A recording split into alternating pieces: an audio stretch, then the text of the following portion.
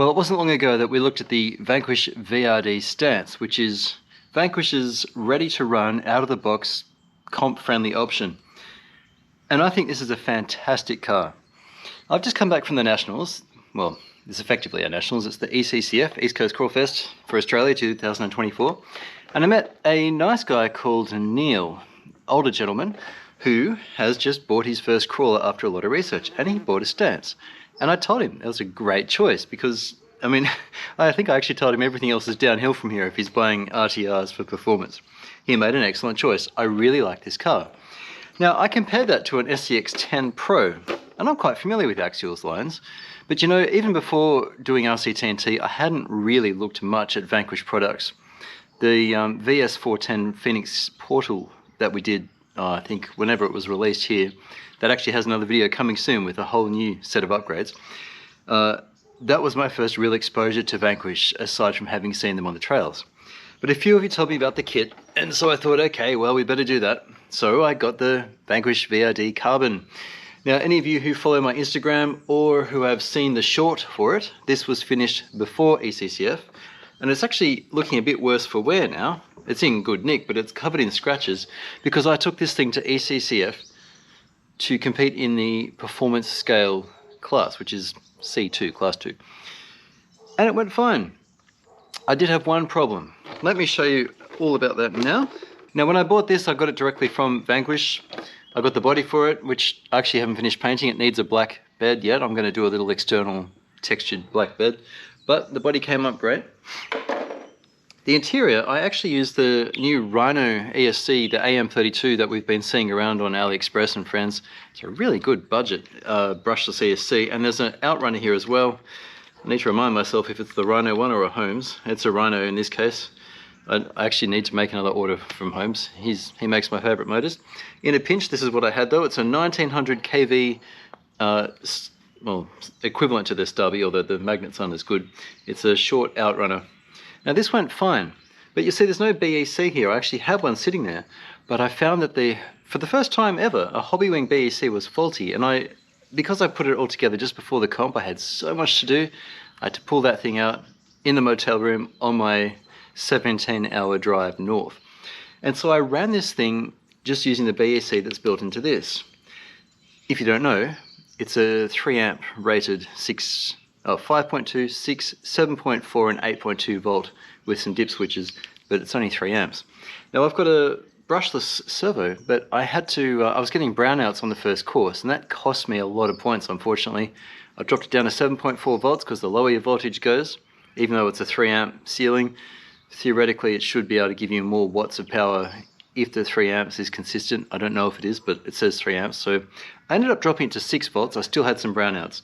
So just in case you didn't know, the BEC built into the Rhino ESCs here, that's absolutely good for powering your little shift servos and your radio receiver. But you want to have a direct voltage, which is what I should have had, direct voltage servo, or use a separate BEC to power your servo so it can get the full current it needs, which is honestly going to be usually, with heavy duty crawling and these tall tires, something around 4 or 5 amps and spiking higher probably. Steering brownouts aside, this thing was an absolute brilliant car to drive. It just did everything I wanted of it. And again,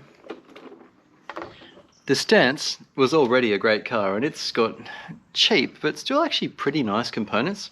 I tell you what, being able to cook your own with electronics side of things, if only I'd had a working BEC.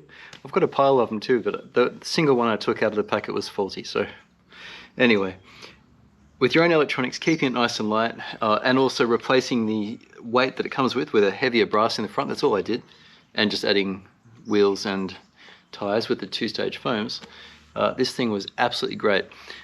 With sufficient skill, you could drive this to first place, I have no doubt about it. Let me show you some of the footage from my run. I'll just show you one to keep this video short, but that's going to be, I'll show you my best run with this. How about that? Check it out, see what you think.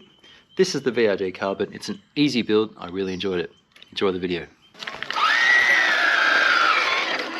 Oh, we get some pro cameraman action. He's a man who cares about his job. Thank you.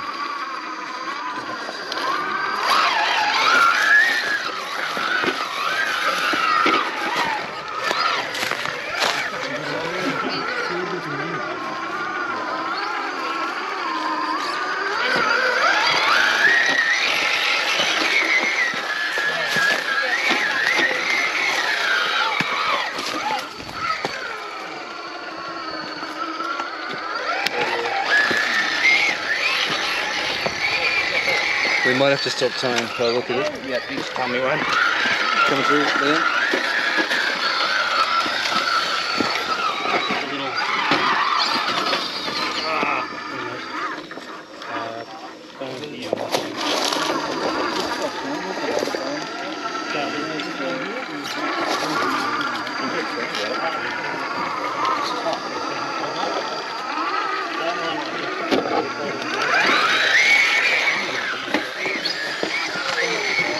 And we're just going to stop time and just hit the deck. Yeah. Thanks, guys.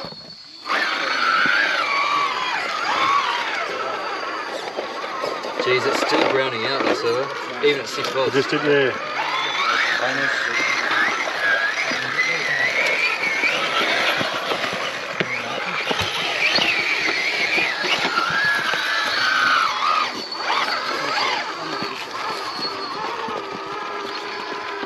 I reckon you're like the best at this. No, I'm not. The guy that drove last is the best at this. He's got all the trophies to prove it. I'm pretty good at what we had yesterday though. This, yeah, not so much. The thing about these events, James, is that there are a lot of guys here that are really, really good at it because they spend a lot of time doing it. Like, they wouldn't have made this mistake I just made then. I'm kind of stuffed here actually. Can you turn around? Yeah, just let me think, man. Thank you. I should really reverse. Just reverse, Craig. You've been done.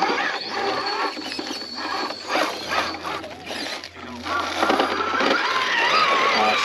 Well done, Craig.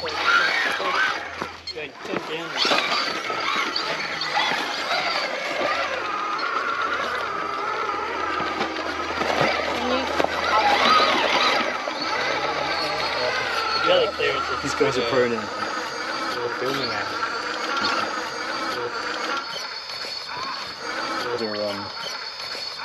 They got a fixed profile.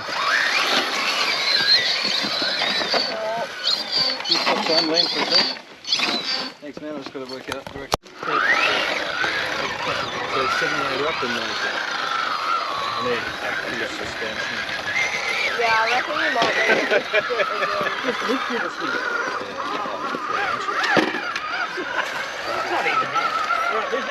These guys are high.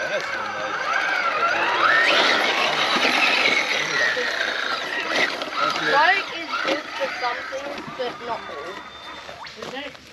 Anyone else? No. I've got heaps of time, haven't I? Yeah, you got 2 minutes 30. Red.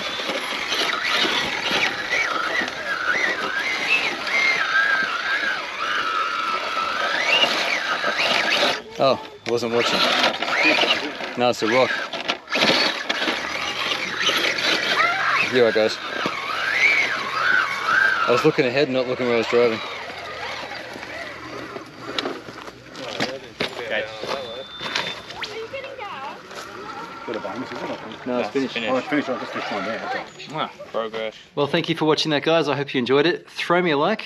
I will do a VRD Carbon versus SCX10 Pro comparison sometime soonish. We're also going to look at upgrades for the SCX10 Pro, remembering that the Carbon has portals and the Pro doesn't. And I would like to see what we can do with it, because Wyatt, who worked on the SCX10 Pro, has a couple $100 of upgrades in it that I have sitting on a workbench ready to put into my Pro, so then we can see just how similar these are in performance. I'm looking forward to doing that. Thanks for watching, guys. I'll catch you again on RC-TNT. Cheers.